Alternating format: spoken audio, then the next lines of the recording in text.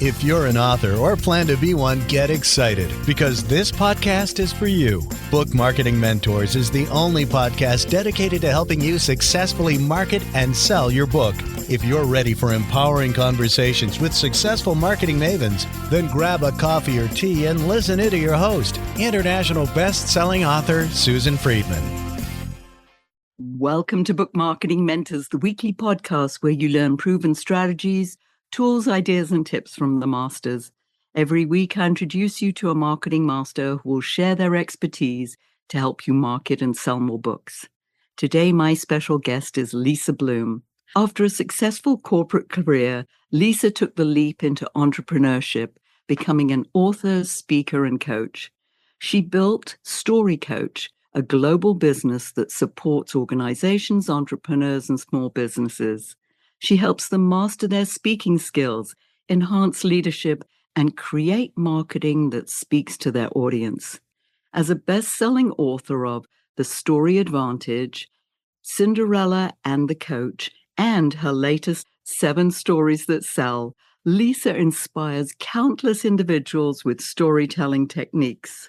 There's nothing Lisa loves more than spending time with her family, walking her dog, traveling, reading, and sharing stories.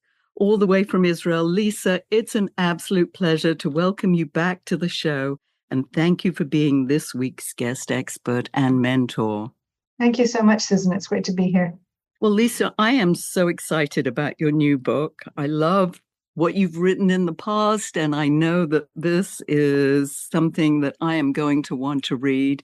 I know that it's about to come out. So first of all, let's talk about storytelling. I mean, why is storytelling so important, especially when it comes to marketing? Because, as you know, our authors need to market, and story is, well, tell us, why is it important? Yes. First and foremost, just storytelling is very powerful. And if you're working with people who are writing, who are publishing, then they have a sense of how important the story is. But story is great in terms of just being able to, I think most of us are avid story readers and story lovers, but what's really important is to understand what happens when we read a story and how deeply we identify with the story and how connected we feel to the storyteller, even if we don't know who the storyteller is. What happens in a business context is that we connect through story and we build trust through story, and we learn how to really kind of leverage the influence and the persuasion that we have when we use story. It's just become very, very powerful. And for me, what's so important is that I'm not asking people to use storytelling in a kind of a, used car salesperson type way, in a manipulative way. I'm talking about using genuine, real stories, sometimes vulnerable stories, but authentic story as a way to connect. That's the kind of storytelling I talk about and I teach. And that's what's really powerful in a business context, and particularly around sales. And I love hearing that. And what comes to mind for me is that idea of that authentic story and how to relate it to what you want to talk about, whether it's, as you say, through a speech or whether it's through your actual marketing. How do you sort of find that connection? Yeah, that's kind of the big question, because in a sense, the biggest challenge, which is to find the right story, to tell it at the right time to the right audience. It's totally learnable. Like, we can figure this out. But firstly, the piece on how do we find the stories? Well, we're living stories all the time. We're experiencing story all the time. And it's about paying attention to what's going on around you, what's going on in your life. And on a day-to-day basis, we have these moments that are kind of story worthy. So it's about really paying attention and beginning to then identify the moment and craft it into a story that's going to be relevant for your business. And then relevance is the big word here, because a story, no matter how interesting it is, if it's not relevant to your audience, then it's probably not going to work. That requires that we understand who our audience is. The next step is really understanding who the audience is so that we can find the relevance in our personal experiences, tell them as stories, and then create these very deep and trusting relationships as a result. You're so good at this, obviously, because this is your business, but I just love it, having heard so many of your stories. And you can find just the smallest things that the everydayness. I think about the story where you were in the boardroom with a little booty, where it fell out, your little kid's knitted booty, and it fell out of your bag or something, and you used that to make a point. And I was Yeah, like, yeah, I would never think of something quite so, I don't know, a bit trivial, but something so small that it yeah. would be relevant. Well, I talk about taking the mundane and turning the mundane into magic. And to me, it's about finding that moment and seeing the moment in terms of how it makes you feel. When this pivotal moment happens, you feel different afterwards. It can be something very small. You can just notice something, and it's a very small thing, but you're slightly changed and you're moved. And when you can take that moment and then craft it into a story, what happens is people relate to the moment because of its mundaneness, because it's something simple and trivial, because the trivial things happen to us all the time. And most of the time, we're not paying attention. Years ago, when my coach said to me, you should tell more stories. And at the time, I was writing a blog and I was writing a story once a month. And she said to me, you need to write a story every week. And my reaction was, my life isn't that interesting. I can't find a story every week. How will I find a story? And she just said, oh, I trust you. You'll find it. And what I started doing was, because I had a deadline, because every Tuesday I put out this story, I had to find a story. And sometimes it would be until the last minute, and I'd be pulling out my hair trying to find a story. But after some time, I started noticing these moments because I had to see the stories. And it was such a gift to me, not just because I could write stories and I then proceeded to write a story every week for 10 years and build my audience through this blog. Not just because of that, but because it made me pay more attention to my life. And so these stories, these moments that turn into stories, they become the moments that actually create meaning in our life. Because at the end of the day, story is all about making meaning, right? And when we can transfer that meaning to the other person, to the potential client, suddenly there's a connection between us and there's trust between us. And they think, oh, if she can help me feel this way, if she can help me see this way, if she can help me shift my perspective, then I can trust her to invest in her program or her services or whatever it is that she's doing. And that's basically how it works. And that's brilliant. And that idea of noticing and paying attention to your life, which, as you say, we go through life, every day something is happening, and yet we don't think of it necessarily. And I'm talking about myself in particular, that it would make a good story. And as you said, it's mundane. Why would that be of interest? Something happens in the moment, something happens that's surprising. And unless we pay attention to that instantaneous sense of, oh, what was that? There's just tiny moment. You could be sitting in a coffee shop and looking at someone across the way and it reminds you of someone. And suddenly there's a moment where you feel a jolt, a very tiny shift in yourself. It's usually emotional, or sometimes there's all kinds of little shifts that you feel. And when you notice, oh, what was that? And then you think, well, what actually happened here? And you begin to see it as potentially a story. To me, it's like the seed of story. And then you can massage it a little bit and contemplate, reflect on it, and see what's actually there. They're the moments that can turn into some of the most amazing stories. It's phenomenal. Mm. Let's pivot a little bit and talk about your book, because you've got 7 stories that sell. Let's talk about a couple of them and why they're so important. So first of all, let's talk about the story and then maybe why it's so important and how we can use them. Yeah, absolutely. What happened was, over the years of working with story, working with clients to help them develop stories, we would work on all the different kinds of stories. I'm not a believer that there's this one story that's going to change your life and change your business. I think our lives are too interesting and too complex and too varied to kind of boil it all down to one story. So instead, what I encourage people to do is to really understand how to tell stories, how to create stories, how to craft stories, and then take these moments and turn them into stories that you can use across the board. And what I've found is that one of the biggest challenges for many people, many entrepreneurs or writers or authors or coaches or whomever, they struggle to, often they're very, very good at what they do. They might be a brilliant coach or a beautiful writer, but they struggle to actually turn it into a business or to get clients. And so what I discovered was the ability to tell a story in order to really articulate who you are and what you do, and various other stories along the way are the critical stories for selling. And so I boiled it down to these 7 stories. And I'll just give you a couple of examples. So one of the stories, and the first story actually in the book, is called The Story of You.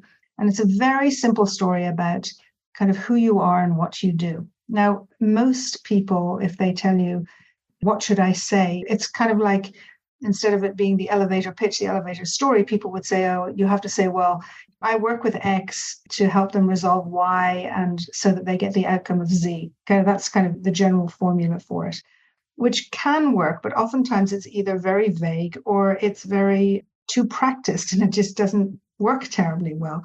It doesn't sound real almost because it's so highly practiced. What I encourage people to do is to think instead about the moment that they were onto something. Something happened, they were onto something. So I talk about the story of you as being this story which talks about, I'm passionate about something. Why? Because this thing happened and it made me realize something. And as a result, I work with this person to do that to get this outcome. So like that kind of practice sentence might be at the end of the story, but what comes first is firstly the statement of passion, like the statement of this is who I am. I'm a storyteller. My story of me is, oh, I'm passionate about storytelling. Why am I passionate about storytelling? Well, I noticed as a corporate trainer that every time I told a story, something shifted, something happened. There was an amazing engagement. There were people interacting with each other. Suddenly, everything came alive and they remembered the moment. I work with business owners or coaches or whomever to help them use storytelling in order to get more clients. That's essentially the story of me. I've just described the story of me. And what I encourage people to do is to explore what's the story of you and what happened that got you there. What was that moment of realization? So that's one story, for example. Shall I give you another one? I think it would be wonderful. I'm like so engrossed here, taking notes, which Awesome. I love to do. Yes. And I love that Fantastic. idea. Well, I'm not going to go into all 7 because we'll be here for a long time. And there's a book that you can read instead, which will be out in a matter of days. Buy the book, yes. But I will tell you the second story that it's not the second in order, but it's the one I'd like to talk about, is the story that people often don't think about until it's too late. So they build a business or they write the book, but they don't think of this story, which is essential to identify before they actually create their offer or create their book. And that is the story of who. And the story of who is this thing for? Who are the people you actually want to do this thing, you want to write the book for, or you want to offer the service to? For example, when I was writing this book, The 7 Stories That Sell, I was thinking about the author or the coach or the entrepreneur who really struggles to sell what they do. They're very good at what they do, but they struggle to sell it. And so I could really get into what is that experience. The story of who is the experience of your ideal client. What are they experiencing? What are they struggling with? What are they waking up at night? They can't sleep because they're worrying about it. And what is it that they desire and that they dream? Like that's a story that's so important to identify, because if you know who you're selling to, if you know who you're writing for, then it's going to actually resonate for them. And they're much more likely to enjoy whatever it is and to want whatever it is that you offer. The story of who is one of the critical 7 stories. Oh, and yes, because so many authors come to me and I ask them that question, who is this book for? And I like it when, we can go down into a niche, penetrate a niche market because there's so many more opportunities. But it's usually, it's a woman between 30 and 60, or it's everybody. This book is for everybody. But that's not the case, as you know. The message might be important for everybody, but you can't sell to everybody. Absolutely. And in a sense, I've come across this even in my own work. Years ago, when my kids were smaller and it was harder to get quiet time at home, I would go and work in a coffee shop. I wrote my first book in a coffee shop. It was at a time where there were lots of other people who were working in that coffee shop too. And there was the lecturer, and there was the student of medicine, and there was the marketer, and there was the school teacher, and there was all different kinds of people who were in that coffee shop. And whenever I would chat with somebody, they would say, what do you do? And I say, I work with business storytelling, corporate storytelling. They would almost inevitably say to me, oh my goodness, we really need you. I mean, the doctors just so need to be able to tell a story, or the teachers so need to be able to tell a story, or the marketers so need to, like everybody would tell me that they need storytelling. So yes, I can see how storytelling is applicable for everybody. But if I was going to offer this to everybody, then nobody would feel like it was specially for them. And it's not a way to build my business. So I had to really understand who was my target market so that I could actually build my business. That's really the story of who. It's very, very important. And it's very tempting to say, well, this work is for everybody and it's relevant for everybody, but that's not going to get you to success. It's only going to get you to frustration, actually. Yeah. Yeah, because I always say, you think you're throwing spaghetti against the wall, hoping some of it will stick. It's not targeted, and it's a very ineffective way to market, as we know. Yeah, So absolutely. really honing in on who this is for and developing the story around that is dynamite. So Mm-hmm. powerful. Can we squeeze one more of your stories? Sure. I guess the one that comes to mind is, I'm spoiled for choice here, but I'm going to give you a juicy one, and that is the failure story. Theoretically, we all know that failure is an important part of success, right? Everybody says, all the big entrepreneurs, from Richard Branson to whomever, they'll all tell you about how failure is such a critical part of success and everybody has to fail. And the reality is that when you do fail, it's painful, it's shameful sometimes, it's just Mm-hmm. horrible. It really sucks. So people's natural reaction is to actually not to tell the failure story and sometimes even to hide it. And I had an example of this where I did a launch of a program and it was just a massive failure. And I remember the moment when a colleague called me up and said, "Oh, so how was your launch?" And I was so tempted to say, "Oh, yeah, it was fine. It was great." It had been a disaster and I was literally just broken from it. And instead, I kind of took a deep breath and I said, "Yeah, it was actually awful. It was a disaster."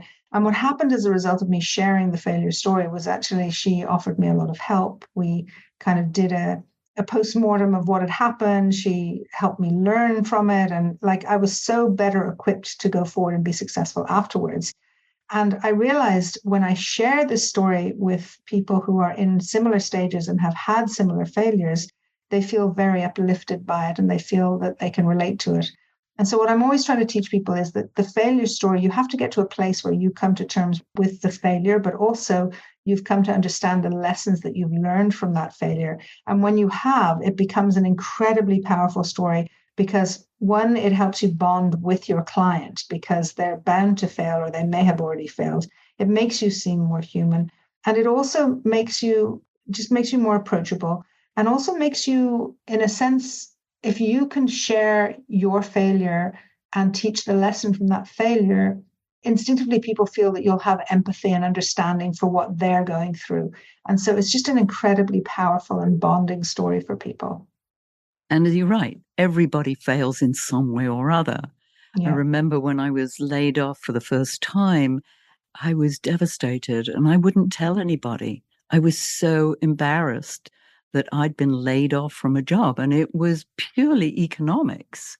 Yeah. And then I think I went into a depression for at least a month. I was just heartbroken. Yeah. And then it happened again 2 years later. And then again, another 2 years later. And I was like, there's somebody up there who has got a different plan for me. And that's Yeah. when I started my own business. And I would Mm, never have done that, I don't believe, if these circumstances hadn't happened. But it yeah. got to be a joke almost. It was like, okay, I'm getting the message now. It just took 3 times, you know? Yeah. Yeah, for sure. That's the way So it we all goes. have something that happens to us. And yes, being able to share that because people do feel the pain, whether it's exactly the same experience, it's unlikely to be, but it could be very similar. But the Well, the thing is feeling, that they relate to the pain, but they're mm-hmm, also encouraged by the lesson. And so yes, it helps them see from a different perspective and it helps them begin to move forward. So it's very, very important to share that story. yes. Oh, this has been amazing. Lisa, we know that the book's coming out. Tell us Mhm. more. Tell us how people can get hold of it, how they can find out more about you and what you do. I am at story-coach.com, pretty much story coach everywhere. The various social media places you can find me at Story Coach. That's Lisa Bloom at Story Coach. The book, 7 Stories, if you come onto my website, you'll find direction to it. You can also In fact, as a gift, I would love to share with you, you can go to story-coach.com/7-stories-toolkit. And what you can find there is actually a free audio of the book. You can go to Amazon or all the other places to actually get whether it's the Kindle or the hard copy, the soft copy, or whatever it may be. But if you want a free audio of the book that I actually read myself, then you're very welcome to go to story-coach.com/7-stories-toolkit. And you can find it all there. And the 7 is written out, correct? It is, yes. Fabulous. I'll put that in the show notes, Lisa. That's very generous. I can't wait to read it. I can't wait to listen to you reading the story as well. Lovely. As you know, you're a pro at this. You've been on the show before. We always leave our listeners with a golden nugget. What's yours? Can I tell a quick story? Of course you can. Okay. My background is in actual professional storytelling aside from business, and I love traditional tales. And so I'd love to tell a quick story about a king. I think it's a story that's relevant for these times. The king was fascinated by the concept of peace. And so he decided he wanted to own a little bit of peace. And so he asked painters and artists from around the kingdom to paint the perfect picture of peace. And he asked them to bring these pictures to the palace. He decided that he would examine these pictures and he would decide which was the perfect picture of peace, and the person who could bring him the perfect picture of peace would get a great reward. And so many people, artists and non-artists alike from across the kingdom, worked on this and brought these paintings to the palace. And the king had many, many to look through and took days of consideration until finally he was down to the last 2 paintings. Now, the first of these 2 paintings, it was a picture of a beautiful lake, and the lake was surrounded by mountains that were mirrored in this almost just glass surface. And above these mountains, which were lush and full of beautiful trees and bushes and so on, was a perfectly clear sky. It was bright blue. Actually, there were a few fluffy white clouds going by, and anybody who looked at this painting agreed that it was the perfect picture of peace. And then there was the second one. And the second one, it also had mountains and water, but the mountains were rugged and barren, and the water was a crashing waterfall that came down the side of the mountains. And above the mountains was a gray, angry sky with bolts of lightning going through it. It was clearly a big storm, but didn't look like a very peaceful place at all. But when the king looked closely, he saw that behind the waterfall, there was a rock. And on the rock, there was a bush. And in the bush sat a mother bird. And she sat on a nest. And she was so peaceful. And he thought to himself, as he looked from one to the other, he thought to himself that peace, the true meaning of peace, is not when there is a perfect calmness around you and everything is absolutely gorgeous and beautiful and just perfect. But peace is when there's a great storm. And there's all kinds of things happening around, thunder and lightning and crashing water and this barrenness and this ruggedness and all kinds of things. And yet in that moment, as she sat on that nest, she was the perfect picture of peace. And so ultimately he chose that second picture, because that is the reality, that we are often surrounded by this great storm. And yet the secret is to be able to hold a perfect sense of peace in us at that same time.